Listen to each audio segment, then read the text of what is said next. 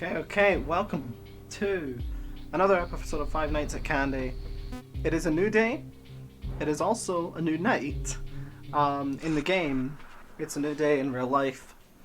And I have a feeling that I'm gonna die in this one.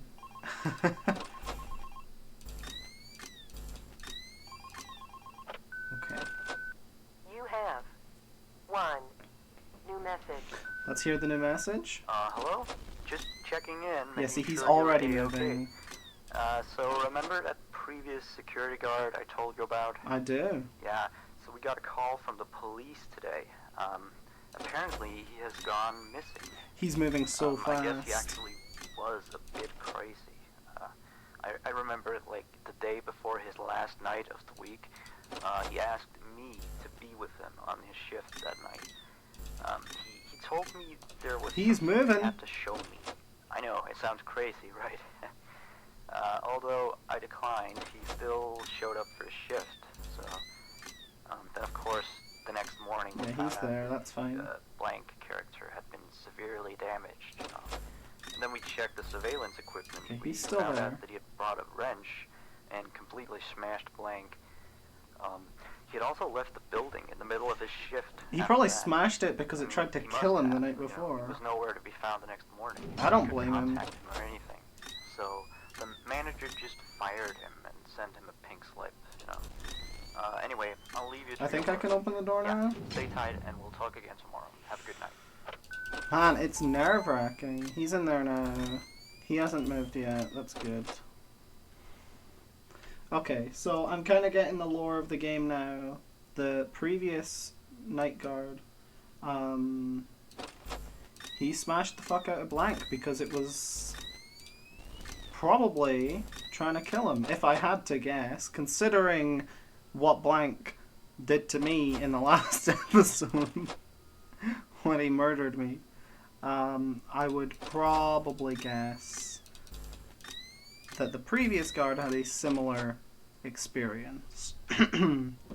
So this dude with the eyes, I'm pretty sure I just have to close it when he's there. I don't know if there's really a way around it. And then once he leaves, if I follow his path up, I think that means that I can open it safely. It's scary because you can't tell if he's in this room until he's at the second phase of his movement, because it starts off empty and then you can see his face. Oh my god. I almost died there because I put the camera up when it was... And then you're back there, so that means I can open you? Yes. Okay, so you know, I'm getting it. We still don't know what the penguin dude does. I don't know if he's just short or if he actually has a different mechanic and I need to keep watch over him. Oh. Thank you. And now you're back as well. Yeah, it's not too difficult at the moment. But it's also 2 a.m. So that doesn't mean much, because once Blank starts becoming a problem, like he's already moved, once Blank is like seriously an issue, oh, there he is. So yeah, that's gonna start making the nights a lot harder, as we found out when I died. And then he goes back there, and I can close this, and I check the doors, and then I check the fox dude, and then you're there, and the monkey goes back, and the fox dude moves, and I can open this door, check that door. It's really cool that they like force you to look at the cameras by having the fox and stuff. And obviously the foxy as well. Having Blank there makes a huge difference. This feels like a lot more involved than the first Five Nights at Freddy game. And Five Nights at Freddy 2 as well. because you've got to constantly kind of be checking the cameras, but also checking your office. Whereas in the first Five Nights at Freddy game, sort of the optimal strategy is to just check your office and then well,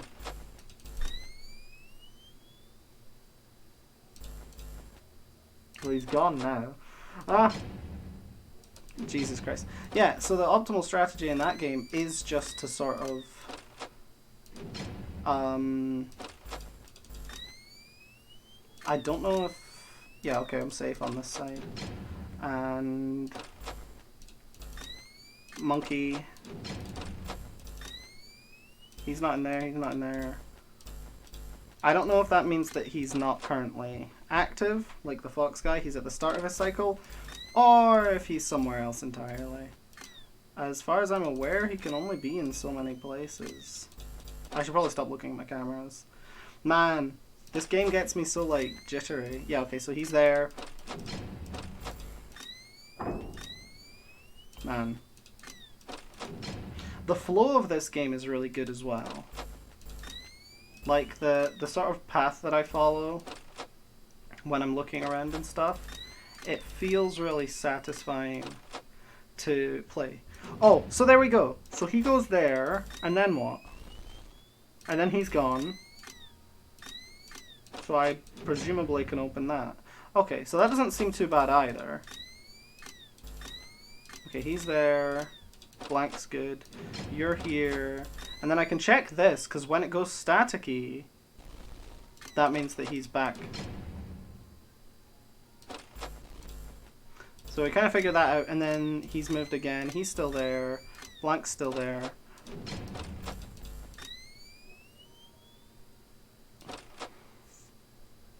We're waiting for the stage to have Cindy again, and then we're safe. It's going really well for me now that I've figured out this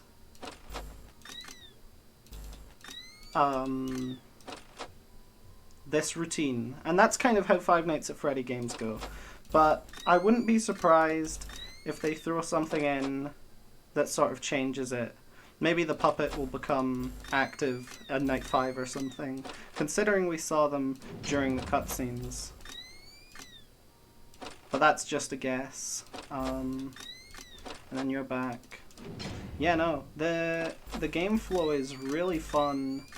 And it really feels like, because this is a problem that you could argue the first games have in the Five Nights at Freddy series, where you don't really monitor them, which is kind of the concept behind the game. But in this game, you really need to monitor the movement of at least a few of the animatronics. Namely the fox guy and Blank. But it's also important because you don't know until if they've left your office until you look at the cams. So it's also important to look at that. It's a really clever game in that regard. I actually say that I might like this more than the first Five Nights at Freddy game. I still think that FNAF 2 is good though. I'll give that all the credit in the world. Yeah, because the monkey's there, I don't think this guy can move.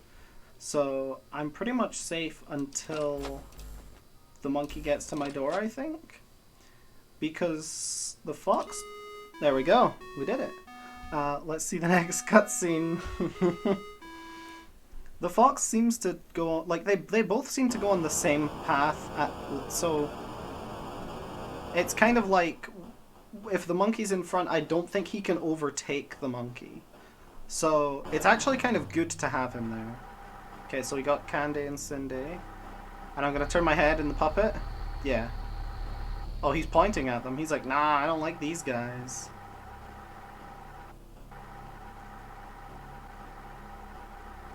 Oh, he's gone.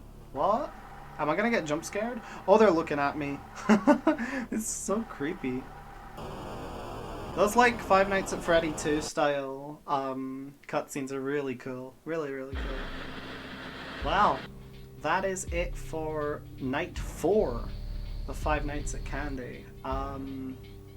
I'm looking forward to the next one. I think I've kind of got the routine down, unless there is a mechanic that I'm not aware of. It seems like I've kind of got the strategy down. Whether or not it's the optimal strategy, I'm not really sure, but I do feel as though I have a grip on this game and that Night 5 is gonna be a breeze. I will see you then.